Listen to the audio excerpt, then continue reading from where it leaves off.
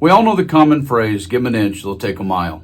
But when it comes to Donald Trump in this breaking story, when you give him an inch, he doesn't take a mile. He takes 5 miles. And while you're trying to figure out why it is he thinks he can do that, he takes another 5 miles. And in this breaking story, it's one thing that Donald Trump is literally trying to take down the judicial branch of this country, defying orders from federal judges and the Supreme Court. But he has now gone literally one step too far. And this breaking story is must see because this is getting dangerous.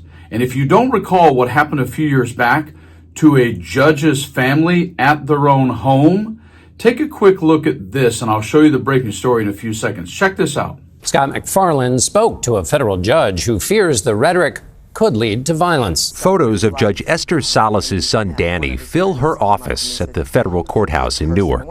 And if Salas's name is familiar to you, it's because of what happened to Danny. My son isn't here anymore. I don't have my son. In 2020, a disgruntled, self-described anti-feminist attorney targeted Judge Salas, showed up at her house, and shot and killed Danny. I don't have Daniel anymore, and we can't turn back what's already happened. But we can try to avoid there being other tragedies. Salas is now warning the recent wave of angry rhetoric targeting judges is reaching dangerous levels. Criticism that's informed is one thing.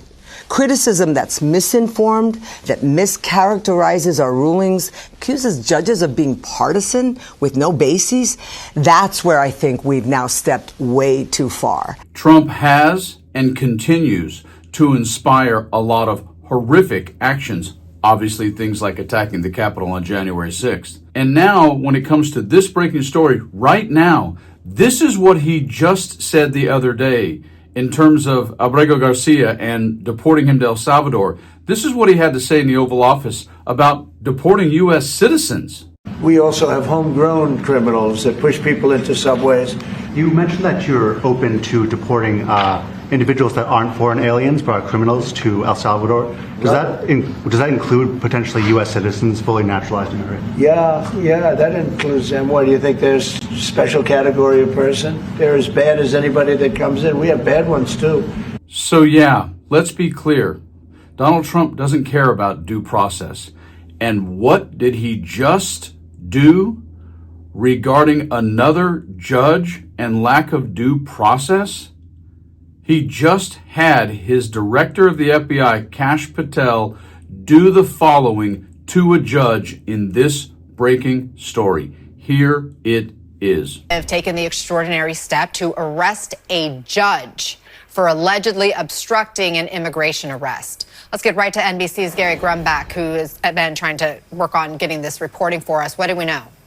So what we know right now is that over the past several days and weeks, we've seen videos of people being arrested at courthouses by Department of Homeland Security officials when they show up for hearings to adjudicate their immigration status. And that is something we've seen over and over again over the past several weeks. Now, veteran circuit court judge up in Milwaukee, Wisconsin, her name is Hannah Dugan. She's now being accused of trying to help out an undocumented immigrant avoid arrest. And I want to read to you FBI Director Kash Patel's tweet. He says in part, quote, "Just now, the FBI arrested Judge Hannah Dugan out of Milwaukee, Wisconsin on charges of obstruction after evidence of Judge Dugan obstructing an immigration arrest operation last week." He says, going on, saying, "We believe Judge Dugan intentionally misdirected federal agents away from the subject to be arrested in her courthouse, Eduardo Flores Ruiz, allowing the subject, who they call an illegal alien, to evade arrest." Now, they say that this individual was eventually arrested by DHS officials. This is something that is just developing on it, and we have not yet seen any court documents in this case, but we are awaiting further news on this topic. Again, I know how fresh this is, Gary, but do we know how unusual is a situation like this for feds to arrest a judge?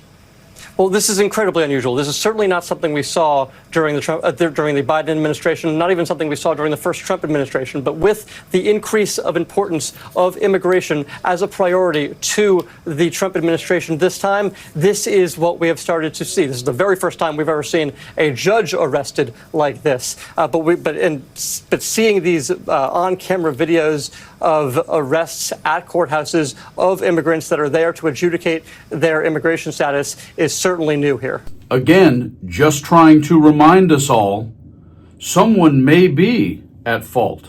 Someone may be guilty. Someone may be doing something for the right reason and yet doing it in an illegal or incorrect or wrong way.